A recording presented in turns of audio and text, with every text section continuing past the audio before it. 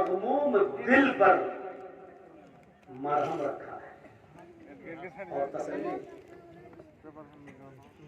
आप परेशान होंगे, उस परेशानी को दूर करने के लिए कहा कि आपका दुश्मन ही बेनामो निशान हो जाएगा।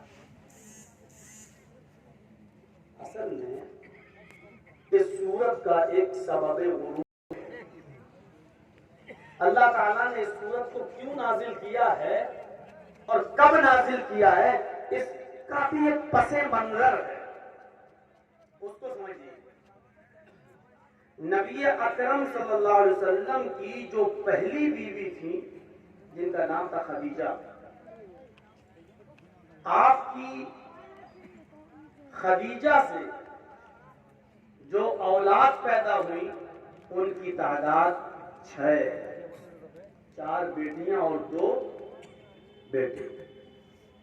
मुक़ौक़िस मुल्क शाम के बादशाह ने 2 लड़कियां बतौरे तोहफा बहैसियत बांदी लौंडी नबी अकरम की खिदमत में पेश की थी।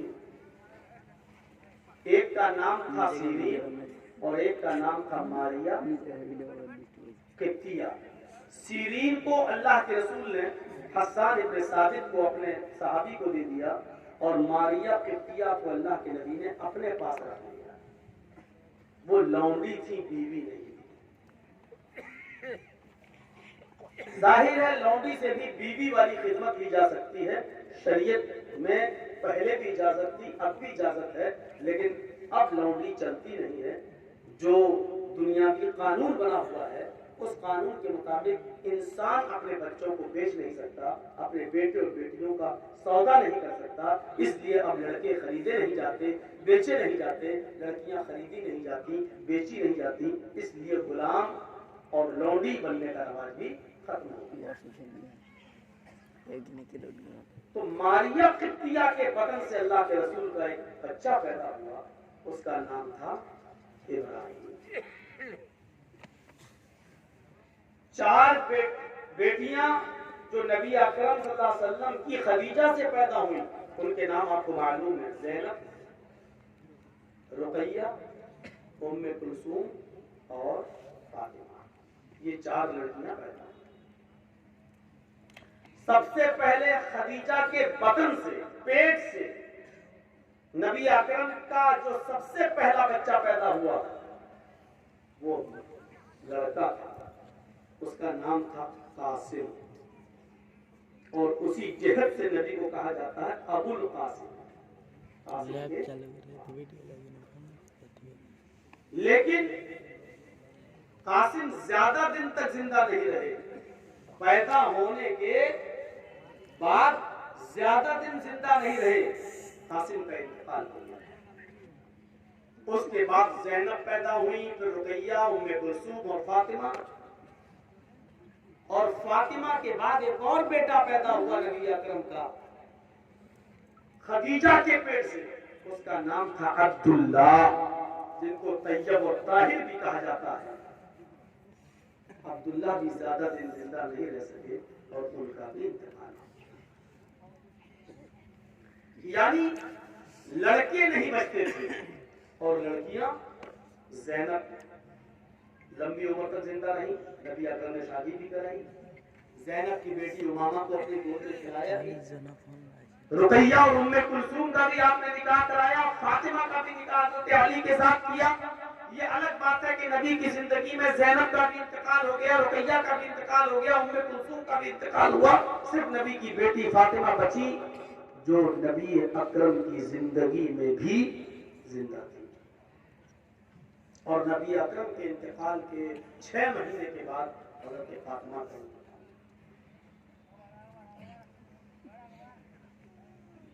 मारिया किप्तिया से एक बच्चा जब नबी अकरम का पैदा हुआ, उसका नाम था इब्राहिम। अब जो चीज बताना चाहता हूं उसको जरा सुनने की कोशिश करिएगा। इब्राहिम, वो इब्राहिम जब पैदा हुए तो खुशी थी, लेकिन 18 महीने की मुद्दत गुजारकर, 1.5 साल की उम्र गुजारकर इब्राहिम का भी इंतकाल।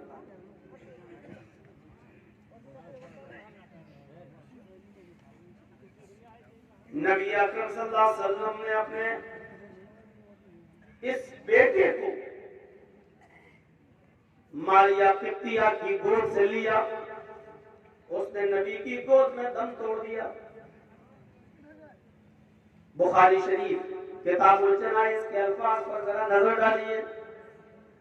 जैसे उस 18 महीने के बच्चे ने, इब्राहिम ने आखिरी सांस ली मोहम्मद रसूलुल्लाह की गोद में, आपने उस बच्चे को मारिया किप्तिया के बिस्तर पर जैसे ही लिटाया, उसका इंतकाल हो चुका। नबी अकरम की आंखों में आंसू आ गए, आपकी आंखें आंसुओं से डुबा गई और ज़बाने मुबारक पर ये अल्फाज जारी हो गए, इन्नल आइन तदमउ वल क़ल्ब यहज़ुन, इन्नल आइन तदमउ वल क़ल्ब यहज़ुन वला नक़ूलु इल्ला मा यरज़ा रब्बुना व इन्ना बिफ़िराक़िका लमहज़ूनून या इब्राहीम। ये अल्लाह के नबी ने इब्राहिम के इंतकाल पर ये जुमले अदा किए, आए मेरे बेटे मेरी आंखें अश्कबार हैं, इन्नल आइन तदमउ, मेरे बेटे मेरी आंखों से आंसू जारी है, इन्नल आइन तदमउ, मेरी आंखें अश्कबार हैं, आंखों में आंसू है, वल क़ल्ब यहज़ुन, और तेरी जुदाई से मेरा दिल गमगीन है, मैं गमज़दा हूं।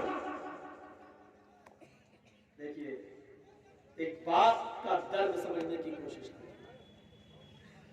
आंखें अश्कबार हैं, इन्नल आइन तदमउ, आंखों से आंसू जारी, वल क़ल्ब यहज़ुन, मेरा दिल गमगीन, लेकिन इसके बावजूद शरीयत पर पाबंदी की इंतहा देखिए, वला नक़ूलु इल्ला मा यरज़ा रब्बुना, लेकिन हम अपनी जबान से ऐसी बातें नहीं कहेंगे। तेरा इंतकाल हो गया, लेकिन हमारी जबान से ऐसे जुमले अदा नहीं होंगे जिससे मेरा मौला मुझसे नाराज हो जाए। वला नक़ूलु इल्ला मा यरज़ा रब्बुना, हम वही बातें कहेंगे जिससे मेरा रब राजी हो, जिससे मेरा खुदा खुश हो, जिससे मेरा रब राजी हो। मैं अपनी जबान से कोई ऐसे जुमले नहीं निकालूंगा जैसे आज अपनी औलाद के मरने पर सीना पीटने लगती है, बाल नोचने लगती है, दुपट्टे का पता नहीं, चादर का पता नहीं, पर्दा कहाँ चला गया पता नहीं, और दीवारों पे सर पटकने लगती है, कभी बाल नोचने लगती है हमारी बहनें, हमारी माएं, और कभी गरीबान चाक करने लगती है, कपड़े फाड़ने लगती है और खिलौने निकाल निकाल के लाती है कि अब इससे कौन खेलेगा, अब क्या हुआ, वो चला गया हमें छोड़ के, क्या क्या जुमले उनकी जबान से निकलने लगते हैं। अल्लाह के नबी क्या कह रहे हैं, वला नक़ूलु इल्ला मा यरज़ा रब्बुना, हम अपनी जबान से ऐसे कोई जुमले नहीं निकालेंगे जिससे मेरा मौला नाराज हो जाए, जिससे मेरा परवरदिगार नाराज हो जाए। व इन्ना बिफ़िराक़िका लमहज़ूनून या इब्राहीम, इब्राहीम तेरी जुदाई से मुझे गम जरूर है। गमगीन होने का मतलब ये नहीं है कि मैं अपना सीना चाक करूं, गमगीन होने का मतलब ये नहीं कि अपना सर दीवार में मारूं, ये अमानत अल्लाह की थी, अल्लाह ने नबी के इस बेटे के इंतकाल के बाद जो काफिरों में मेन जो थे बहुचर्चित लोग, अबू जहल, अबू लहब, आस इब्न वाइल, ऐसे लोग ये खुश हो रहे हैं, और अबू लहब तो अपने घर में जश्न मना रहा है। किसी के इंतकाल पर अगर कहीं जश्न मनाया जा रहा हो तो आप समझ लीजिएगा कि वो अबू लहब से उनका कोई रिश्ता है।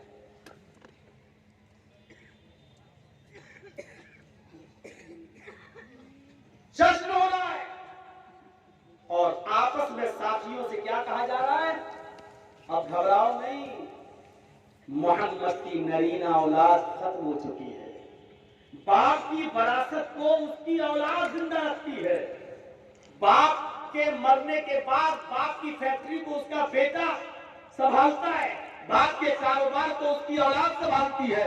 मोहम्मद की फैक्ट्री, मोहम्मद का कारोबार तो ये इस्लाम है, ये दीन है, ये दावत है, ये तबलीग है। मोहम्मद की इस फैक्ट्री को कौन संभालेगा, उसका तो कोई बेटा ही नहीं है।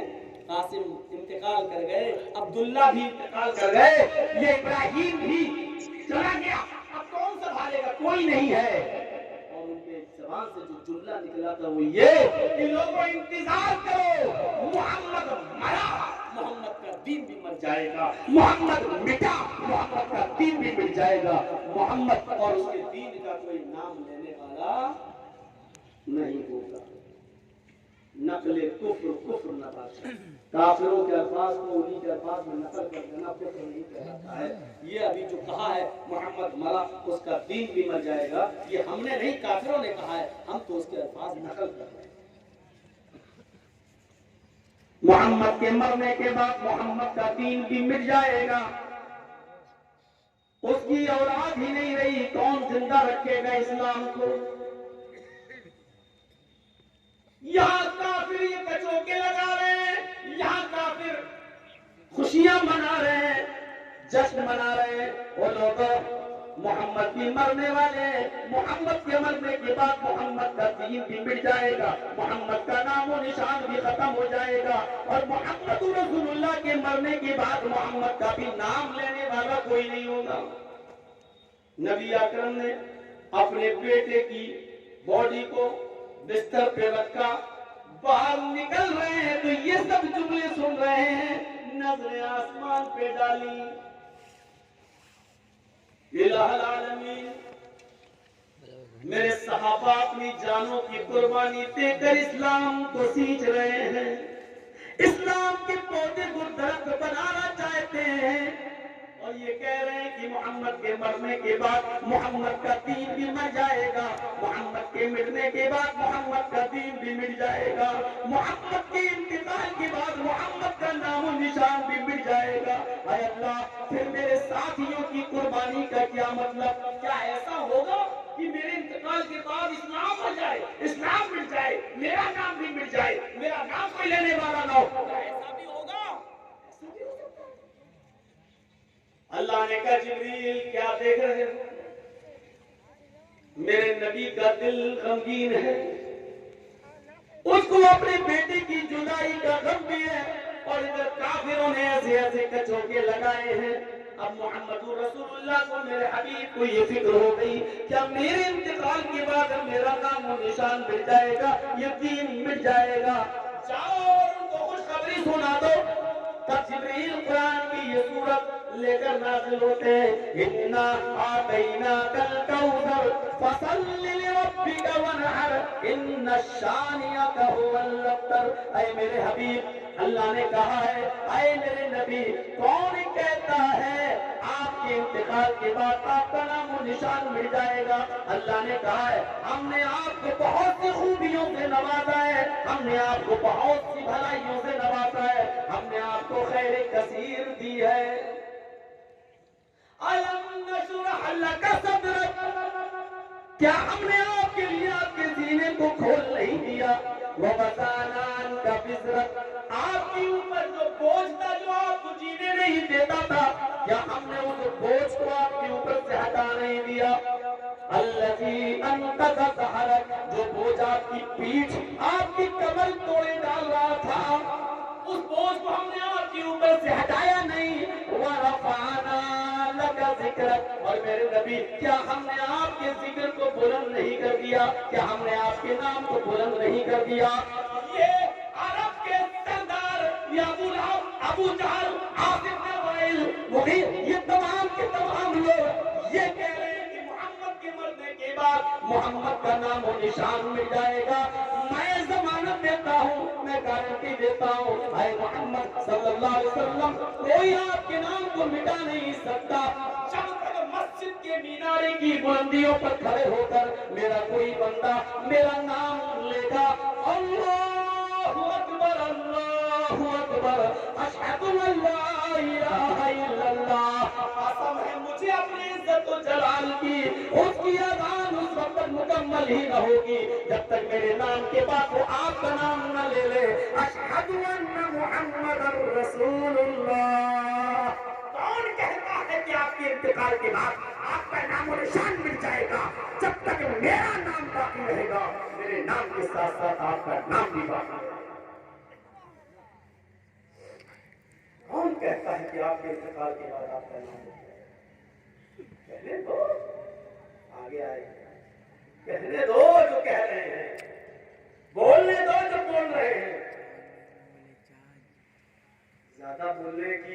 उसकी वजह से कोई आदमी सच्चा थोड़ी हो जाता है। हमारे मुल्क में भी एक आदमी जो बहुत बोलता है,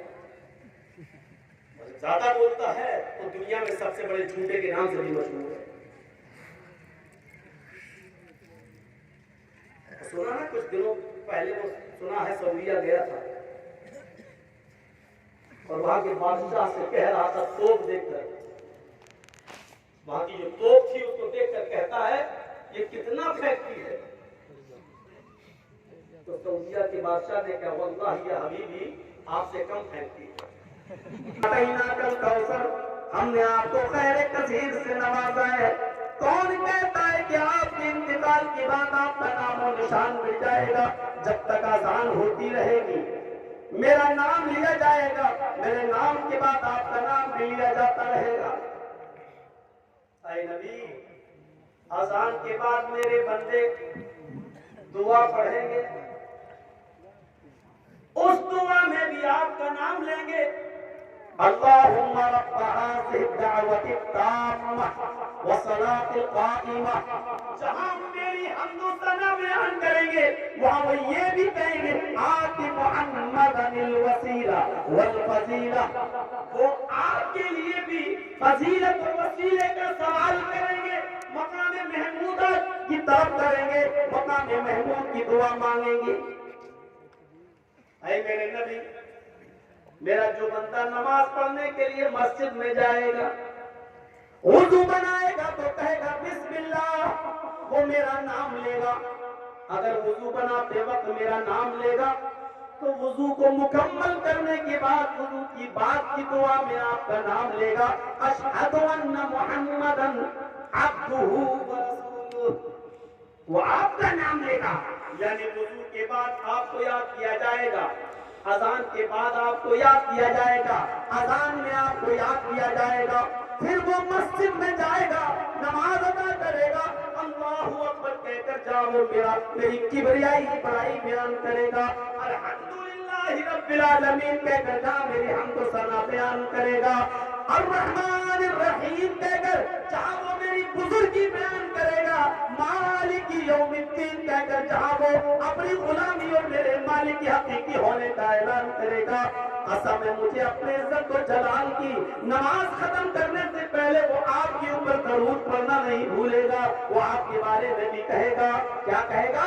अल्लाहुम्मा सल्ली अला मुहम्मद व अला आलि मुहम्मद। वो आपका नाम मिलेगा, सलामती हो रहमत हो अल्लाह की। जब तक वो आप पर दरूद नहीं भेज देगा तब तक उसकी नमाज मुकम्मल ही नहीं होगी। यानी जब तक नमाज पढ़ी जाती रहेगी, नमाज बाकी रहेगी, आपका नाम भी बाकी रहेगा।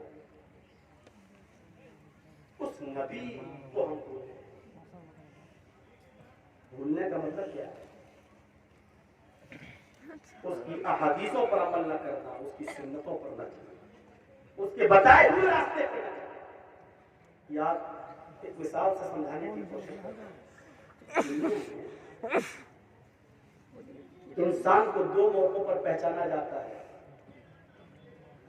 जैसे मेरा कोई दोस्त है जो बचपन से मेरे साथ खेला है, अचानक उसको कोई बहुत बड़ा ओहदा मिल गया, बहुत बड़ी पोस्ट मिल गई, वो मिनिस्टर बन गया, कैबिनेट मंत्री बन गया। तो अब पहचाना जाएगा कि देखें अब ये मुझे याद रखता है कि नहीं, बचपन में मेरे साथ पतंग उड़ाता था, मेरे साथ खेलता था। आज देखें बहुत से लोग जब किसी बड़ी पोस्ट पर पहुंच जाते हैं तो अपनों को भूल जाते हैं, पहचाना नहीं देखा। ये मौका होता है किसी को पहचानने का, और एक मौका वो होता है जब इंसान के ऊपर कोई बहुत बड़ी मुसीबत या परेशानी आए तो उस वक्त पहचाना जाता है कि मेरे दुख की घड़ी में कौन मेरे साथ है और कौन मुझे पहचान रहा है। और इस बात को मैं बखूबी जानता हूं, क्योंकि मेरे ऊपर भी दुख के पहाड़ टूटे। 5 महीना मैं भी जेल की सलाखों में रहा हूं। उस मौके पर मैंने पहचाना था कि कौन मेरा है और कौन मेरा नहीं है, कौन मुंह देखी मोहब्बत करता है और कौन मुसीबतों में साथ आता है। बहुत करीब से मैंने मुनाफिकों को पहचाना, बहुत करीब से मैंने दो मुंहों मारे सांपों को देखा। जेल से निकलते ही सबसे पहले फोन वही कर रहे हैं जो एक दिन मिलने नहीं है। मौलाना साहब ठीक है, कैसे हैं? अब उनको प्रोग्राम की डेट चाहिए। कैसे हैं? मैंने बहुत दुआ की आपके लिए, मस्जिद पे दुआ कराई आपके लिए। मैंने कहा जज़ाकल्लाह, बहुत करीब से देखा है। या तो किसी को पहचानना हो तो उसकी खुशी में पहचानो, या किसी को पहचानना है तो अपने दुख में पहचानो कि वो तुम्हें याद करता है या नहीं करता है। और जरा अपने नबी पर लगा, इससे बड़ी खुशी मेरे नबी को क्या मिलेगी कि मकाम हकीम से बैतुल मुक़द्दस तक गए और बैतुल मुक़द्दस से सफर मेराज हुई। और सफर मेराज पे गए तो वहां 50 वक्त की नमाज का तोहफा मोहम्मद रसूलुल्लाह को दिया। कितनी बड़ी खुशी की बात थी। नबुव्वत का ताज पहना दिया गया, 50 वक्त की नमाज से फर्ज कर दी गई। उम्मत की हमदर्दी और उम्मत की मोहब्बत में बार-बार अल्लाह के पास जाते रहे, अल्लाह मैं तो पढ़ लूंगा 50 वक्त की नमाज, लेकिन मेरी उम्मत नहीं पढ़ पाएगी। 40 कर दी, अल्लाह मैं तो पढ़ लूंगा 40 वक्त की नमाज, लेकिन मेरी उम्मत नहीं पढ़ पाएगी। 30 कर दी, अल्लाह मैं तो पढ़ लूंगा 30 वक्त की नमाज, लेकिन मेरी उम्मत नहीं पढ़ पाएगी। 20 हो गई, 20 अल्लाह मैं तो पढ़ लूंगा, लेकिन मेरी उम्मत का क्या होगा? 10 रह गई, अल्लाह मूसा की उम्मत तो 2 की नहीं पढ़ पाई, मेरी उम्मत 10 वक्त की कहां से पढ़ लेगी? अल्लाह ने कहा 5, ठीक है लेके चलाए। कितनी बड़ी खुशी मिली, लेकिन अपनी उम्मत को नहीं भूले। इतना बड़ा मकाम, लेकिन नबी अपनी उम्मत को याद रखा। और जब दुनिया में आने वाले हुए तो इस इनाम पर, इस खुशी पर अल्लाह का शुक्रिया अदा कर रहे हैं। और जानते शुक्रिया अदा करते हुए क्या कहा? अत्तहियातु लिल्लाहि वस्सलावातु वत्तय्यबात। आज जो तहियात में पढ़ते हो ना नमाज में, ये अल्लाह के रसूल ने नमाज में कब सिखाए? ये जुमले आसमान पर कहे थे अल्लाह के रसूल ने। अल्लाह क्या कहा था? 50 वक्त की नमाज 5 वक्त की रह गई, और जब लेके आए तो अल्लाह का शुक्रिया अदा करते हुए क्या कह रहे हैं? अत्तहियातु लिल्लाहि वस्सलावातु वत्तय्यबात। हर किस्म की जानी माली जिस्मानी बदनी सारी इबादतें अल्लाह तेरे लिए है। अल्लाह का शुक्रिया अदा किस तरीके से करें? हर किस्म की इबादत, हर किस्म की तारीफ, हर किस्म की इबादत का हकदार तू है, तेरे लिए। अल्लाह ताला ने भी अपने नबी मोहम्मद रसूलुल्लाह के इन जुमलों का जवाब क्या कहकर दिया। देखिए अल्लाह के नबी अल्लाह की तारीफ कर रहे हैं, तो अल्लाह भी जवाब में क्या कह रहा है? अस्सलामु अलैका अय्युहन नबी व रहमतुल्लाहि व बरकातुहू। आए मेरे नबी, तुमने मेरी किबरियाई, मेरी बड़ाई बयान की। आए मेरे हबीब, आपके ऊपर सलामती हो। क्या कहा अल्लाह ने अपने नबी के लिए? अस्सलामु अलैका अय्युहन नबी, ऐ नबी आप पर सलामती हो, व रहमतुल्लाहि व बरकातुहू, और अल्लाह की रहमतें और उनकी बरकतें हो। कितनी बड़ी खुशी है, अल्लाह नबी से कह रहा है सलामती हो आप पर, अल्लाह की रहमतें और बरकतें हो आप पर। अल्लाह के नबी की ज़बान से क्या निकला? नहीं, आए अल्लाह सिर्फ मेरे ऊपर नहीं, अस्सलामु अलैका तूने कहा, अल्लाह सिर्फ मेरे ऊपर नहीं, अस्सलामु अलैना व अला इबादिल्लाहि स्वालिहीन। अल्लाह ये सलामती तेरी हम पर भी हो और तेरे नेक बंदों पर भी, मेरी उम्मत पर भी हो। व अला इबादिल्लाहि स्वालिहीन। इतनी बड़ी खुशी के मौके पर भी वो नबी अपनी उम्मत को नहीं भूल रहा है। और क्या कह रहा है वो नबी? अल्लाह नहीं, तेरी सलामती सिर्फ मेरे ऊपर नहीं बल्कि मेरे उम्मतियों पर भी होनी चाहिए, तेरे अपने बंदों पर भी होना चाहिए, तेरे नेक बंदों पर भी होनी चाहिए। अस्सलामु अलैना, हमारे ऊपर भी हो, व अला इबादिल्लाहि स्वालिहीन, और मेरे साले और नेक बंदों पर भी सलामती हो। कितनी बड़ी खुशी के मौके पर भी वो नबी अपनों को नहीं भूला। तुम शादियों में भूल जाते हो। कितने बाराती आए? 300, 250, 200। और ये चोर पहले से पहुंचे हुए खाने के लिए, डकैत, भूखे नंगे ठूसने पहुंचे, खाने नहीं, पहले से पहुंचे हुए हैं ये भूखी बकरियों की तरह। और पूछो क्यों आए हो? तो तंबाकू मुंह में खा के कहेंगे दावत मिली है लड़की वाले की तरफ,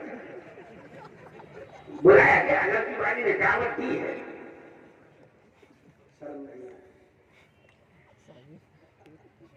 न तो शरीयत से साबित है लड़की वाले के घर खाना, और न ही अकल इस बात की इजाजत देती है कि तुम लड़की वाले के यहाँ आओ।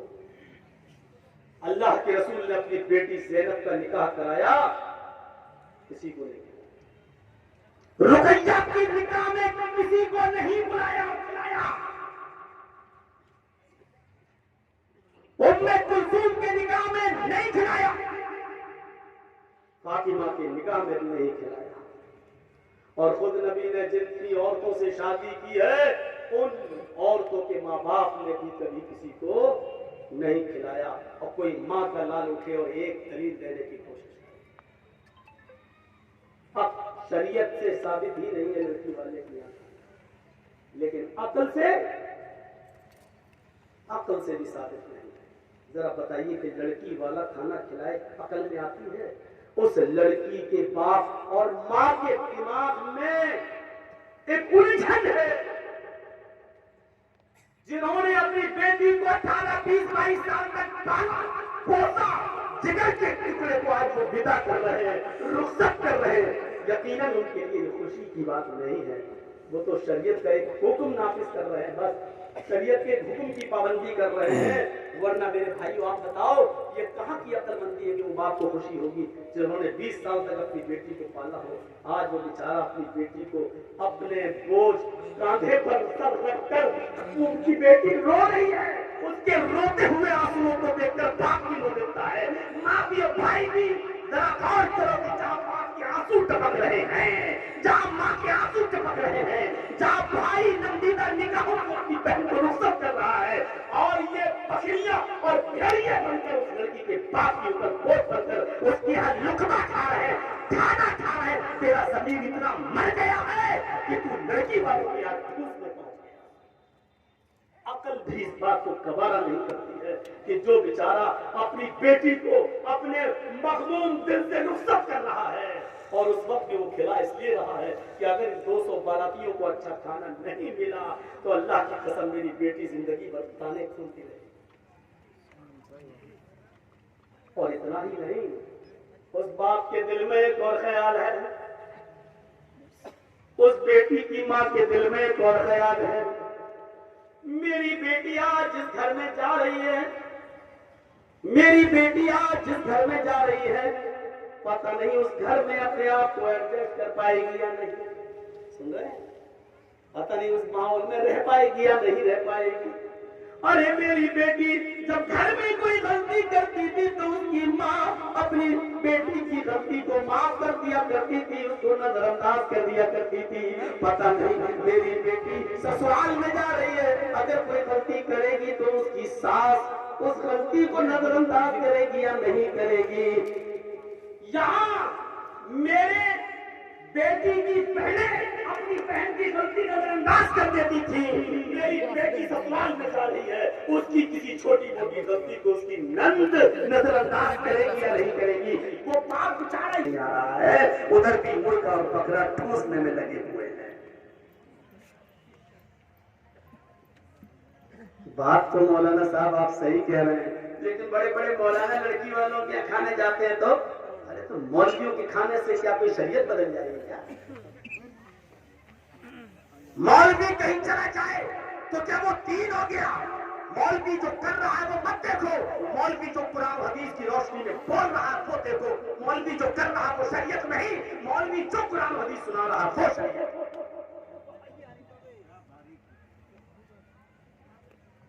मेरे प्यारे साथियों, नजरअंदाज कह रहा है कि मेरी बेटी की गलती मेरी बीवी नजरअंदाज कर दिया करती थी, लेकिन पता नहीं जिस घर में जा रही है उसकी सास नजरअंदाज करेगी, उसकी नजरअंदाज करेगी या नहीं करेगी। मेरी बेटी अपने आप को उस माहौल में एडजस्ट कर पाएगी या नहीं, और खुद लड़की के दिल में तमाम ख्यालात आ रहे हैं, नए माहौल में जा रही हो और ऐसे टेंशन भरे माहौल में तुम जाकर मार खाते हो। इसीलिए अल्लाह के रसूल ने लड़की वालों को खिलाने की जिम्मेदारी से दूर है। वलीमा करो जितना शानदार तरीके से करना हो और खिलाओ, और वलीमा कोई एक ही दिन थोड़ी है। वलीमा अगर अल्लाह ताला ने तुम्हें इस्तिताअत दी है 5 दिन खिलाओ। बारातियों का पेट पहले भरो और साथ में एक हीरो होंडा भी दो, पल्सर भी दो, अपाचे भी दो, बुलेट भी दो। अब इस तरफ ले जाना चाहता हूँ। बहुत तकरीरें हो चुकी है जहेज पर मेरी। 25 साल तकरीरों का दौर इसी बिहार और बंगाल की सरजमीन पर गुजार दिया। 25 साल से टस से मस नहीं हुए तो आज क्या हुए? आज क्या होगा? मैं जानता हूं कि नहीं बदली जाएगी फिजा, लेकिन बोला तो जाए, शायद कि उतर जाए तेरे दिल में मेरी बात। मेरे भाइयों जरा तसव्वुर करिए, हमने खुद अपने ऊपर मुसीबत बना लिया। वो नबी जो खुशी में भी नहीं भूला, अल्लाह ने कितनी बड़ी खुशी दी। आए नबी आप पर सलामती हो। अल्लाह के नबी कहते हैं नहीं नहीं, सिर्फ मेरे ऊपर नहीं, अल्लाह हमारे ऊपर भी और हमारे उम्मतियों पर, तेरे नेक बंदों पर खुशी में नहीं बोले, गम, दुख, दर्द फरमाया अल्लाह के नबी सल्लल्लाहु अलैहि वसल्लम ने। और इस हदीस की रावी हजरत आयशा सिद्दीक़ा ने, हाय हाय, बीवी से ज्यादा कौन बताएगा घर का? कह रही है कि अल्लाह के नबी सल्लल्लाहु अलैहि वसल्लम के पास एक फरिश्ता आया और कहने लगा, है मोहम्मद सल्लल्लाहु अलैहि वसल्लम, अल्लाह ने हुक्म दिया है और कहा है कि आपने मेरे नबी से कह दो, दुनिया में एक दुआ तुम्हारी ऐसी है जो जरूर सुनूंगा, मांगो क्या मांगते हो, एक चीज हर हाल में कबूल करूंगा, तुम्हारी एक दुआ। अल्लाह ने ये दुआ सबको दी है, जितने नबी दुनिया में आए, अल्लाह ने कहा एक दुआ हम तुम्हारी जरूर सुनेंगे। सारी सुने ना सुने, लेकिन एक जरूर सुनेंगे। बोलो, सारे नबियों ने जल्दी की, दुनिया ही में मांग लिया, मुझे ये दे, मुझे ये दे, अल्लाह ने दे दिया। वो एक दुआ सुन ली, अल्लाह ने दे दिया। नबी के पास फरिश्ता आया, आप क्या मांगते हैं? अल्लाह के नबी कहते हैं तबाअतु दावती, मैंने अपनी दुआ को छिपा लिया। सुन रहे हैं? मैंने अपनी दुआ को छिपा लिया। हजरत आयशा कहती है, मैंने कहा अल्लाह के रसूल, 2-2 महीने घर में चूल्हा नहीं जलता, आज अल्लाह ताला से सोना मांग लो, चांदी मांग लो, आज अल्लाह ताला से रिस्क के अंबार मांग लो, कम से कम दुनियावी जिंदगी जो है सो आराम से गुजर जाएगी। फरमाया नहीं आयशा, मैं तो चाहता हूँ दुनिया में जब तक जिंदा रहूं मिस्कीन बनकर रहूं, जब मैं इस दुनिया से उठूं तो हालत मिस्कीनी में उठूं, और जब कयामत के दिन मुझे उठाया जाए तो मेरा हश्र मिस्कीनों में किया जाए। मैं नहीं चाहता हूँ कि मेरे पास मैंने वो दुआ छिपा ली, मैं नहीं मांगूंगा।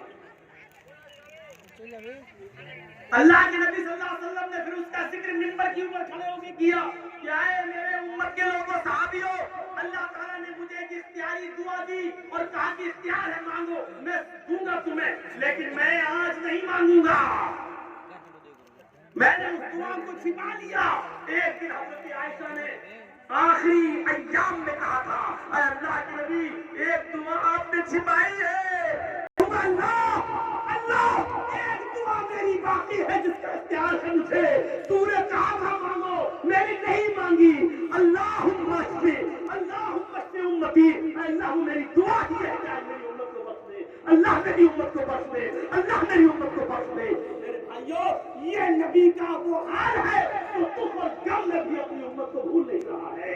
सच्चा हमदर्द वो होता है जो खुशियों में भी तुम्हें याद रखे, और सच्चा दोस्त वो होता है जो दुख की घड़ी में भी तुमको नहीं भूले, और दुख की घड़ी में अगर कोई नहीं भूल रहा है तो वो है जनाब मोहम्मद रसूलुल्लाह सल्लल्लाहु अलैहि वसल्लम। आज उस नबी की सुन्नतों के साथ हमने मजाक किया है, आज शादियों में मजाक, नमाजों में मजाक, रोजों में मजाक। और देख लो, आज हमारा बेटा अगर 8 साल की उम्र में पहला रोजा रख ले तो देखो कैसा मजाक होता है यूट्यूब पर, कैसे फोटो उसके खींचे जाते हैं, कैसे उसके गले में हाथ डालकर नुमाइश की जाती है कि देखो आज मेरे बेटी ने पहला रोजा रखा है। अरे अल्लाह के बंदो, ये तो अल्लाह के रसूल ने पहले ही कहा था कि जब तुम्हारा बच्चा 7 साल का हो जाए तो नमाज का हुक्म दो, और 10 साल का हो जाए नमाज ना पढ़े तो मारो। नमाज करते हो, यही से उस बच्चे के दिल के अंदर ये पैदा होता है और तकब्बुर आता है और फिर दिखावे का शौक पैदा होता है। ये क्या है? कुर्बानी का बकरा ला रहे तो उसका फोटो शेयर कर रहे, देखो लाए, अब कमेंट हो रहा है कितने का लाए, 20,000 का। अब हमारा विरोधी का 20,000 और 25,000, अब दिखावा चल रहा है। रोजा इफ्तार करा रहे हैं तो उसका फोटो खींच के शेयर कर रहे, देखो हमने आज 50 लोगों को रोजा इफ्तार कराया। क्यों अपनी इबादतों को बेकार? खुलूस कहाँ जा गया?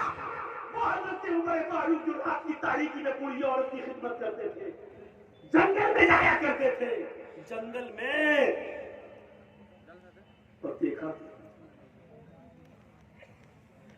हजरत तुफैल दौसी ने पीछा करना शुरू कर दिए। रात में कहाँ जाते हैं?